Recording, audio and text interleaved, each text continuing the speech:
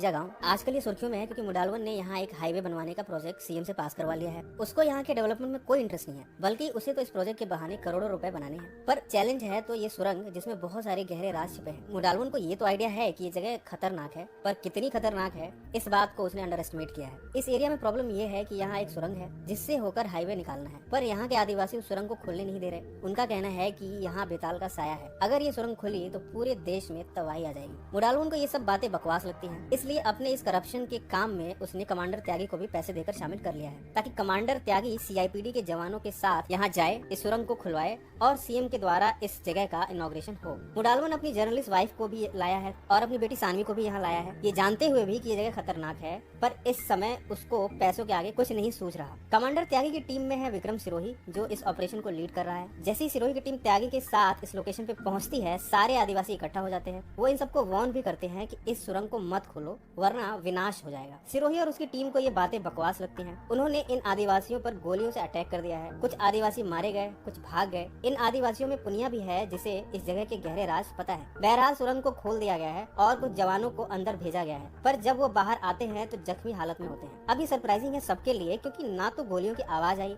ना कोई विस्फोट हुआ। तो ये सब किसने किया? जानने के लिए त्यागी, सिरोही, नादिर हक, जिसका ये पहला ऑपरेशन है, और भी टीम के साथ ही सुरंग के अंदर जाते हैं। इस घनघोर अंधेरे में सब अलग अलग अपनी तलाश में लगे हैं कि आखिर इस जगह का राज क्या है। तभी एक तरफ से चिल्लाने की आवाज आती है। ये आवाज कमांडर त्यागी की है। उसे बहुत बड़ा सदमा लगा है क्योंकि उसने बेताल के उस साये को देख लिया है। सिरोही और उसकी टीम उसे संभाल ही रही होती है कि उन पर बहुत सारे ब्रिटिशर्स का राइफल लिए अटैक होता है। पर 21वीं शताब्दी में ब्रिटिशर्स यहाँ कहाँ से आ गए, ये अभी सस्पेंस है। सारे सुरंग से भागते हैं बाहर की तरफ। इस भागा दौड़ी में कुछ जवान शहीद हो जाते हैं। नादिर हक भी जख्मी हालत में सुरंग से बाहर निकलता है, पर खतरा अभी टला नहीं है। ब्रिटिशर्स की आर्मी राइफल लिए अटैक किए जा रही है। इन सब में मुडालवन और उसकी बेटी सानवी तो बचे हुए हैं, पर मुडालवन की वाइफ अब मर चुकी है। उसकी लाश को लेकर सारे यहाँ से निकलने की कोशिश कर ही रहे हैं कि तभी वो लाश गायब हो जाती है। सिरोही की टीम के पास बचने का फिलहाल कोई रास्ता नजर नहीं आ रहा, इसलिए वो पास के ब्रिटिशर्स के जमाने के बिल्डिंग के अंदर छुपने का प्लान बनाते हैं। पर यहाँ पहुँचते ही दरवाजा लॉक्ड मिलता है। अंदर पुनिया और उसका पति है। पुनिया कहती है, साहब अगर आप जख्मी लोगों को बाहर छोड़ दो तो हम आपको अंदर आने देंगे, जख्मी लोगों से हमें खतरा है। सिरोही की टीम इस बात को नहीं मानती और दरवाजा तोड़कर अंदर घुस जाती है। अब तक पुनिया और उसका पति बिल्डिंग के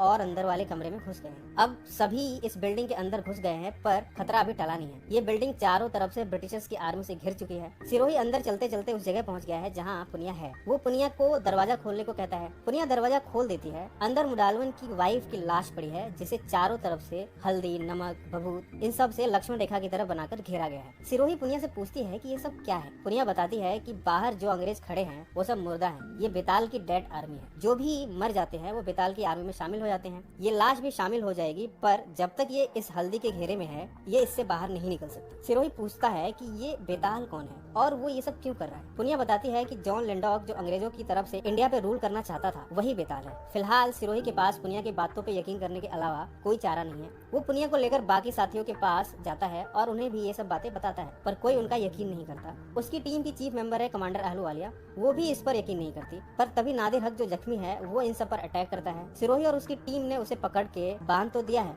पर अब इन सबको यकीन हो गया है कि हक भी अब बेताल की आर्मी का हिस्सा हो गया है, इसलिए उसे मारना होगा। और भी जितनी लाशें हैं इनके पास और जो जख्मी भी हैं, सब अब बेताल की आर्मी का हिस्सा हैं, इसलिए इन सब को जलाना होगा। सिरोही और उसकी टीम ऐसा ही करती है। हक को उसका कजन अकबर नहीं जलाना चाहता क्योंकि वो खाला को क्या जवाब देगा, पर मजबूर होकर उसे भी जलाना पड़ता है। जलाने से पहले हक जो बेताल की आर्मी में शामिल हो चुका था, उसने बेताल से जुड़े हर राज को बता दिया है। उसने बताया है कि किस तरह जॉन लिंडॉक अंग्रेजों की तरफ से इंडिया पे राज करना चाहता था। 1857 में जब हिंदुस्तान आजादी की लड़ाई लड़ रहा था, तब जॉन लिंडॉक ने काले जादू का सहारा लिया और इस सुरंग के अंदर गया। उसकी सोल अभी भी उस सुरंग के अंदर है, बेताल के नाम से। उसे बस ऐसी लड़की की बलि चाहिए जिसने कभी संभोग न किया हो। बलिदान मिलते ही बेताल फिर से जी उठेगा और सारे हिंदुस्तान पे बेताल की हुकूमत होगी। और इसलिए उसकी डेड आर्मी सिरोही की टीम के पीछे पड़ी है ताकि वो सानवी को उसके हवाले कर दे। पर सिरोही और उसकी टीम ने ठान लिया है कि वो किसी भी हालत में बेताल के डेड आर्मी को सानवी तक नहीं पहुंचने देंगे। मुडालवन को ज्यादा ही लालची है। वो पैसा और पावर पाने के लालच में अपनी बेटी को भी बेताल के हवाले करने को तैयार है। त्यागी जो अब बेताल की आर्मी का हिस्सा बन चुकी है,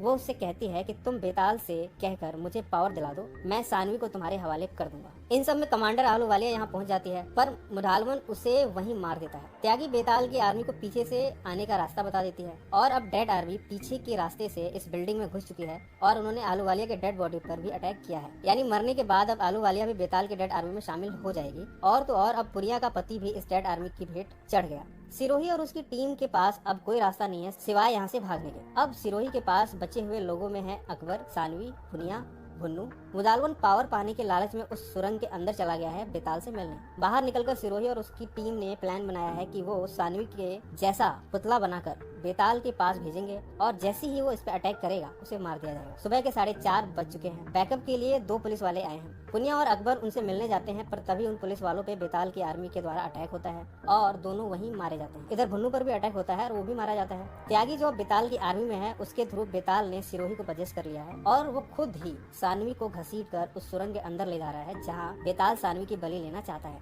यहाँ बेताल की सोल आकर सिरोही को कहती है, तुम एक अच्छे सोल्जर हो, ऑर्डर्स को फॉलो करो और सानवी की बलि दो। कुछ साल पहले भी एक ऑपरेशन के दौरान सिरोही के सामने ऐसी ही सिचुएशन थी। उसके सामने एक छोटी सी बच्ची थी। उसे त्यागी ने मारने का ऑर्डर दिया था। सिरोही उसे नहीं मारना चाहता था पर त्यागी के ऑर्डर्स पे सिरोही ने उस बेगुनाह को मार दिया। आज भी सिरोही के सामने वही सिचुएशन है। क्या आज भी वो ऑर्डर्स फॉलो करेगा और सानवी को मारकर अपने आप को एक अच्छा सोल्जर साबित करेगा या फिर सानवी की जान बचाकर अपने आप को एक सोल्जर के साथ साथ एक अच्छा नागरिक साबित करेगा? उसने दूसरा ऑप्शन चूज किया है और उल्टा बेताल यानी जॉन लिंडॉक पर ही अटैक कर दिया है। जब उसने ऐसा किया है तब बेताल की डेड आर्मी उस पर टूट पड़ी है और मार दिया है। यहाँ सानवी का पिता मुदालवन भी कैद है पर सानवी के हाथ वो रिमोट लग गया है जिसको दबाते ही यहाँ लगा हुआ बॉम्ब फटेगा और डेड आर्मी फिनिश हो जाएगी। सानवी वो बटन दबा देती है और बहुत बड़ा विस्फोट होता है। इतने में अकबर और पुनिया पुलिस जीप लेकर यहाँ पहुँच गए हैं और उन्होंने सानवी को यहाँ से सही सलामत निकाल लिया है। इस अनोखी लड़ाई में सिरोही तो शहीद हो गया पर उसने मरते मरते सानवी को बचा ही लिया। अब सानवी, पुनिया और अकबर सुरक्षित यहाँ से दूर निकल आए हैं पर जीप में बैठते ही सानवी बेताल के रहस्य से जुड़े उस किताब को पढ़ती है जिसमें लिखा है कि अगर उस सुरंग के अंदर कोई विस्फोट हुआ जैसा कि हो चुका है तो बेताल फिर से जी उठेगा और अगले दिन इंडिया के कोने कोने से अटैक की खबरें आने लगती हैं। इसके साथ ही इसका सीजन 1 यही खत्म हो जाता है। इसके सेकंड सीजन में हमें बेताल की और भी पावरफुल आर्मी को दिखाया जाएगा और साथ ही इंडियन सोल्जर्स किस तरह उस काले जादू का मुकाबला करेंगे उसे दिखाया जाएगा। इस लड़ाई में पुनिया का बड़ा रोल रहने वाला है। जैसे इसका सेकंड सीजन आएगा हम इसे हमारे चैनल पे पब्लिश कर देंगे। फ्रेंड्स, ये कहानी कैसे रही कमेंट्स में जरूर मेंशन करें और किसी कहानी को आप देखना चाहें तो उसे भी मेंशन करें, हम उसे भी पब्लिश करेंगे। अगर आपने हमारे चैनल को अभी तक सब्सक्राइब नहीं किया तो सब्सक्राइब कर लीजिए और बेल आइकन दबा दीजिए। तो फ्रेंड्स, फिर मिलेंगे एक नई कहानी के साथ। तब तक घर में रहें, सेफ रहें, कोरोना से बचें। जय हिंद।